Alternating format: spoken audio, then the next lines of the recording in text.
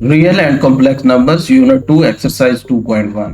हजारों साल पुरानी गारों से मिलने वाले पत्थर हड्डियों पर मौजूद निशानात इस बात का सबूत है कि गारों में बसने वाला इंसान नंबर्स और काउंटिंग से वाकिफ था। चलिए कुछ नंबर्स को हम रिकॉल करते हैं। जब भी हमें काउंटिंग का कहा जाता है तो हमारे जहन में फौरी तौर पर 1 2 3 4 ऐसे नंबर्स उभरते हैं। इन नंबर्स को नेचुरल नंबर्स या काउंटिंग नंबर्स कहा जाता है। नेचुरल नंबर्स को n से रिप्रेजेंट करते हैं। नेचुरल नंबर्स का सेट इक्वल होगा 1 2 3 एंड सो ऑन। जीरो के इजाफे के साथ नेचुरल नंबर्स का सेट होल नंबर्स कहलाता है। 0 1 2 3 सो ऑन, यानी तमाम नेचुरल नंबर्स होल नंबर्स हैं, लेकिन जीरो एक ऐसा होल नंबर है जो कि नेचुरल नंबर नहीं है। इंटीजर्स, नेगेटिव नंबर्स सीखने के बाद होल नंबर के सेट में इजाफा किया गया। अब ये सेट सेट ऑफ इंटीजर्स कहलाता है और इसको z से डिनोट करते हैं।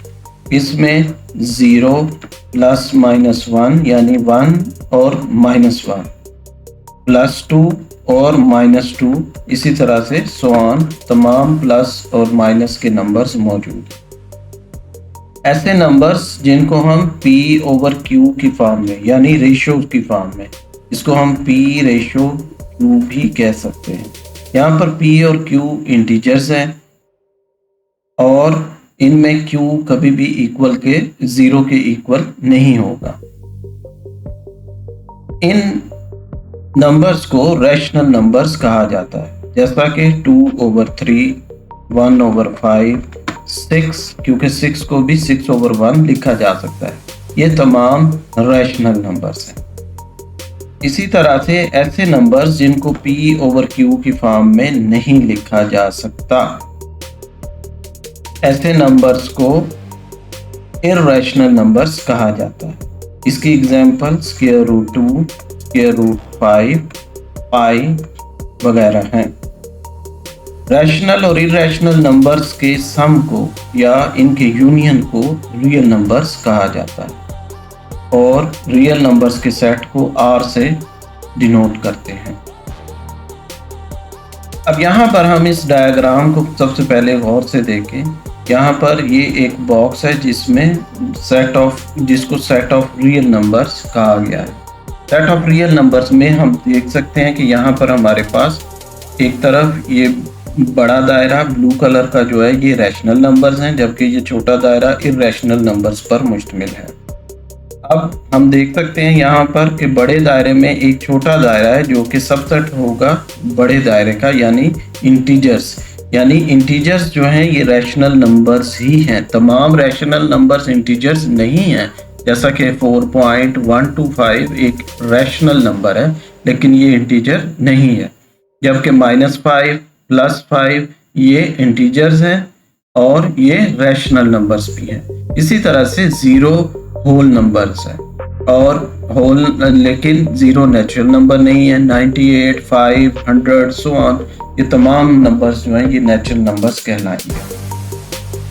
यहाँ से हमें इस बात का पता चला कि n सबसेट है होल नंबर्स का, यानी ये आप देख सकते हैं n नेचुरल नंबर्स, ग्रीन दायरा, ये पूरे का पूरा दायरा एक बड़े दायरा है जो कि होल नंबर्स का दायरा है, उसमें यानी n जो है ये सबसेट है होल नंबर्स का। इसी तरह से होल नंबर्स जो हैं वो इंटीजर्स का सबसेट है, यानी तमाम के तमाम होल नंबर्स इंटीजर्स भी हैं। इसी तरह से तमाम के तमाम इंटीजर्स रैशनल नंबर्स भी हैं। रैशनल नंबर्स को q से और इररेशनल नंबर्स को आमतौर पर q प्राइम से जाहिर किया जाता है। रैशनल और इररेशनल नंबर डिसजॉइंट सेट है, यानी इनमें कोई एक एलिमेंट भी कॉमन नहीं है। कोई एक नंबर या तो वो रैशनल होगा या वो इररेशनल होगा, लेकिन दोनों रियल नंबर्स। इसी तरह से कोई प्राइम नंबर जो है उसका अगर हम स्क्वायर रूट लेंगे तो वो एक इररेशनल नंबर होगा, जबकि प्राइम नंबर एक रैशनल नंबर है, लेकिन जब हम इसका स्क्वायर रूट लेंगे तो ये इररेशनल होगा। Square roots of all positive non square integers. Non square integers कौन से होते हैं? जैसा कि हमें पता है 1, 4, इसी तरह से 9 ये स्क्वायर इंटीजर्स हैं। क्यों? क्योंकि 1 को 1 का स्क्वायर लिखा जा सकता है, 4 को 2 का स्क्वायर लिख सकते हैं, इसी तरह से 9 को 3 का स्क्वायर लिखा जा सकता है। तो नॉन स्क्वायर इंटीजर्स जैसा कि 3, जैसा कि 2, ये नॉन स्क्वायर इंटीजर्स हैं और इनके ऊपर जब हम स्क्वायर रूट लेंगे तो ये इर्रेशनल नंबर्स बन जाते हैं। यहाँ पर एक हमारे पास फ्लो चार्ट है। इस फ्लो चार्ट से भी हम नंबर सिस्टम को समझने की कोशिश करते हैं। फ्लो चार्ट के मुताबिक नंबर सिस्टम को पहले 2 हिस्सों में तकसीम किया जाता है। एक रियल नंबर जो रियलिटी में एग्जिस्ट करते हैं, दूसरे जो इमेजिनरी नंबर्स हैं। रियल नंबर्स को R से जबकि इमेजिनरी नंबर्स को I से रिप्रेजेंट करते हैं। इमेजिनरी नंबर्स में आगे चलकर कॉम्प्लेक्स नंबर्स आते हैं जिसको हम इस चैप्टर के एंड पर स्टडी करेंगे। जब हम बात करें रियल नंबर्स की तो रियल नंबर्स फर्दर 2 टाइप्स में डिवाइड होते हैं। नंबर एक रैशनल नंबर्स और दूसरे इर्रेशनल नंबर्स। रैशनल नंबर्स को फिर 2 हिस्सों में तकसीम कर सकते हैं। एक वो जिनको फ्रैक्शन की फॉर्म में लिखा जा सकता है जैसे 2/3, 1/4, और एक वो जो कि इंटीजर्स हैं जैसे कि 1, जैसा कि 5, जैसा कि -7। इसी तरह से इंटीजर्स को 3 हिस्सों में डिवाइड कर सकते हैं। एक पॉजिटिव इंटीजर जैसे +5, +6, +7। इसी तरह से 0 ना पॉजिटिव है ना नेगेटिव है। इसी तरह से हमारे पास आते हैं नेगेटिव नंबर्स। नेगेटिव नंबर्स में -1, -2, -3 एंड सो ऑन नंबर शामिल है। पॉजिटिव नंबर्स में से हमें नेचुरल नंबर्स मिलते हैं और 0 जो है ये होल नंबर्स का हिस्सा है। नेचुरल नंबर्स में आगे हमारे पास इवन नंबर वो जैसा कि 2, जैसा कि 4, जैसा कि 6 जिनको 2 पर डिवाइड किया जा सकता है। ऑड नंबर्स जो 2 पर डिवाइड नहीं होते जैसा कि 3 है, जैसा कि 9 है, जैसा कि 11 है, ये तमाम ऑड नंबर की एग्जांपल है। प्राइम नंबर्स ऐसे हैं जिनके पास 2 फैक्टर्स हैं जैसा कि 2 और 1 के अलावा किसी दूसरे नंबर पर इसको डिवाइड नहीं किया जा सकता।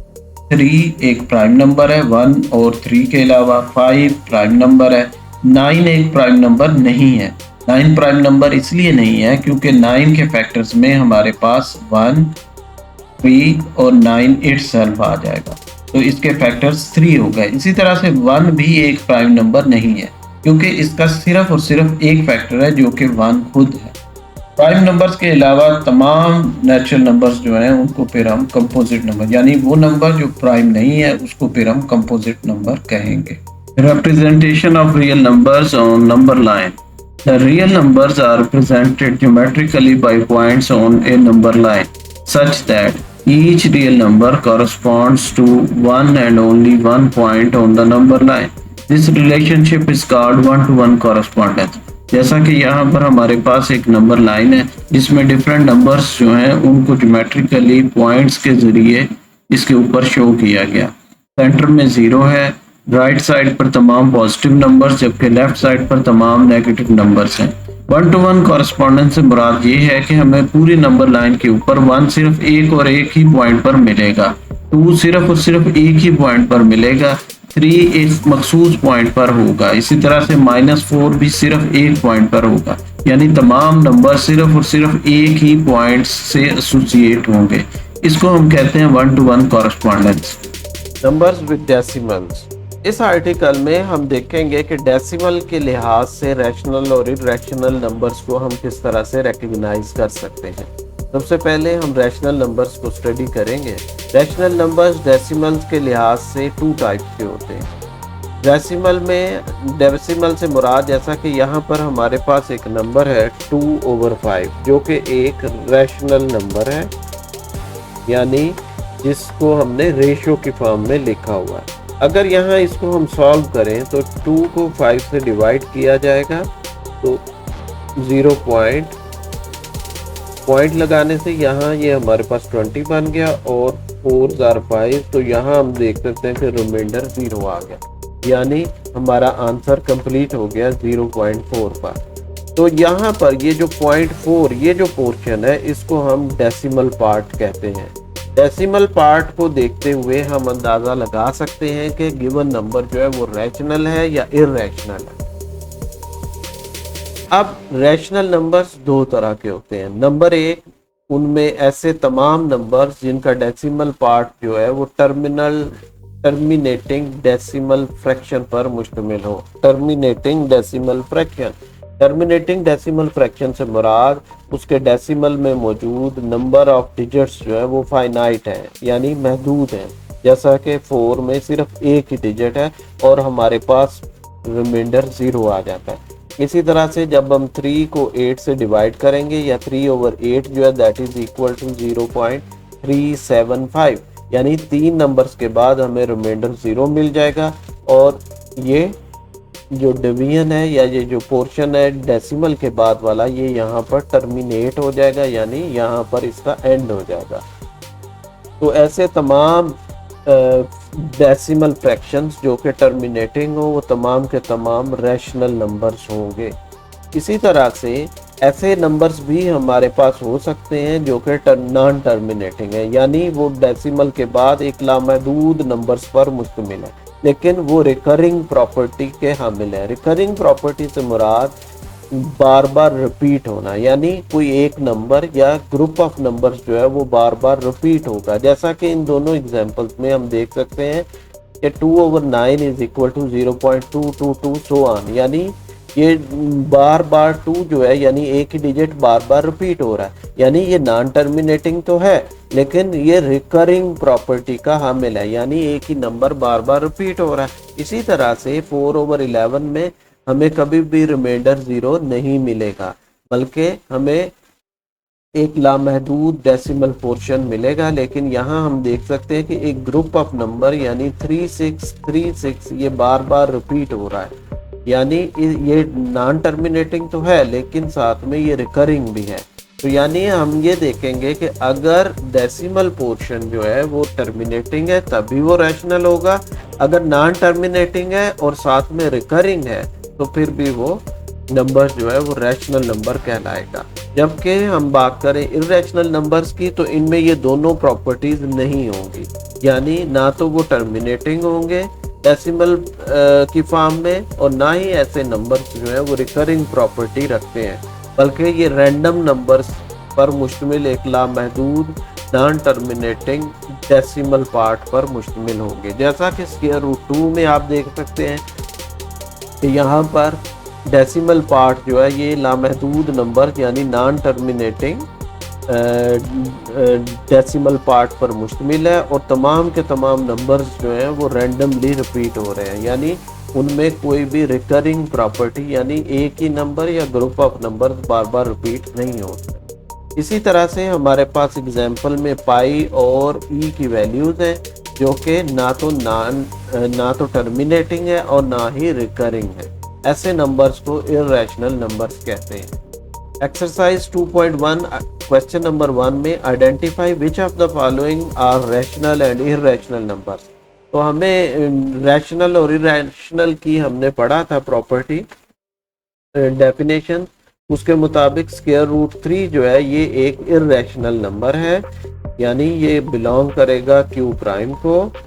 और इसी तरह से 1/6 जो है ये एक रैशनल नंबर है जिसको रेशो की फॉर्म में लिखा हुआ है, तो ये बिलोंग करेगा क्यू को। इसी तरह से पाई एक इर्रेशनल नंबर है, 15/2 एक रैशनल नंबर है, 7.25 डेसिमल की फॉर्म में लिखा हुआ है और हम देख सकते हैं कि डेसिमल का पार्ट जो है वो टर्मिनेटिंग है, लिहाजा ये एक रैशनल नंबर है। इसी तरह से स्क्वायर रूट 29 जो है वो एक प्राइम नंबर है और इसके ऊपर एक स्क्वायर रूट है, तो इट मींस ये भी एक इर्रेशनल नंबर है, इर्रेशनल नंबर है। Convert the following, question number 2 में हमें कुछ फ्रैक्शंस दी गई हैं, इनको हमने कन्वर्ट करना है डेसिमल्स की फॉर्म में। इनमें से कुछ पार्ट हम करेंगे। लेट्स से हमारे पास ये सेकंड पार्ट है, इसमें हमने 19/4 को कन्वर्ट करना है डेसिमल पार्ट में। तरीकाकार क्या होगा, उसी तरह से 19 को हम लेंगे और 4 से डिवाइड कर देंगे। 4 16 आ जाएगा और हमारे पास आ जाएगा 3। यहाँ पर हमने डेसिमल लगाया और 0 का इजाफा किया। फिर 4 7s are 28, हमारे पास 2 आ गया रिमाइंडर। फिर 0 का इजाफा किया और 4 5s are 20, और हम देख सकते हैं कि ये यहाँ पर हमें रिमाइंडर 0 मिल गया। तो अगर हम इसको लिखें तो ये आ जाएगा 4.75। इसी तरह से अगर हम इस पार्ट को देखें, फोर्थ पार्ट को, 205/18, इसको हमने डेसिमल की फॉर्म में लिखना है। तो कैसे लिखेंगे? उसके लिए सबसे पहले हम 205 को डिवाइड कर देंगे 18 के साथ। तो 18 1s are 18, 2 रिमाइंडर आया और ये 5 जो है ये नीचे आ जाएगा, 25 हो गया। फिर 1s are 18, हमारे पास बच गया 7। 0 का इजाफा किया डेसिमल लगाने के बाद। अब 18 3s are, हमारे पास आ जाएगा 54, और हमारे पास रिमाइंडर बचा 16। फिर 0 का इजाफा किया। अब 18 8s are, अब हमारे पास 144, अगेन 16 आ जाएगा। फिर 0 का इजाफा करेंगे, फिर 8 लगाएंगे, फिर ये 144 और अगेन हमें 16 मिल जाएगा। और ये इसी तरह से, इसका मतलब ये हुआ कि इसका आंसर होगा 11.3888 सो ऑन। अगर हम इसको सिंप्लीफाई करके लिखें तो 3.889 भी लिखा जा सकता है। इसी तरह से बाकी के पार्ट आप सॉल्व करें और इनका आंसर कमेंट्स में लिखिए। क्वेश्चन नंबर 3 में हमसे पूछा गया कि which of the following statements are true and false. पहली स्टेटमेंट जो है, इसमें एक हमें रेशो दी गई है 2/3 इज ए इर्रेशनल नंबर। क्योंकि ये रेशो है 2/3 तो ये इर्रेशनल नहीं होगी। ऐसे तमाम नंबर जिनको P/Q की फॉर्म में हम लिख सकते हैं वो रैशनल नंबर्स कहलाते हैं। तो लिहाजा 2/3 वाली पहली स्टेटमेंट जो है ये फॉल्स होगी। इसी तरह से पाई इज इर्रेशनल नंबर, ये ट्रू है। पाई एक इर्रेशनल नंबर होता है। 1/9 इज टर्मिनेटिंग फ्रैक्शन। अगर हम 1 को 9 से डिवाइड करते हैं तो हमें 0 डेसिमल लगाने के बाद इजाफा किया तो ये 1 आ जाएगा, 9, फिर हमें 1 मिल गया, फिर 0 का इजाफा किया, फिर 1, फिर 9 मिल जाएगा, और इस तरह से ये सो ऑन चलता ही जाएगा। इसका मतलब ये हुआ कि 1/9 जो है that is equal to 0.111 so on, यानी ये एक नॉन टर्मिनेटिंग है, तो टर्मिनेटिंग नहीं होगा। तो लिहाजा थर्ड जो स्टेटमेंट है ये भी फॉल्स हुई। 3/4 इज ए टर्मिनेटिंग फ्रैक्शन। क्या 3/4 एक टर्मिनेटिंग फ्रैक्शन है? इसको चेक करने के लिए हम 3 को 4 से डिवाइड करते हैं, 0 का इजाफा किया, 4 7s are 28, 2 आ गया, फिर 0 का इजाफा किया, 4 5s are 20। तो हमने देखा कि ये 0.75 के बराबर है जो कि टर्मिनेटिंग है, तो लिहाजा ये स्टेटमेंट ट्रू हुई।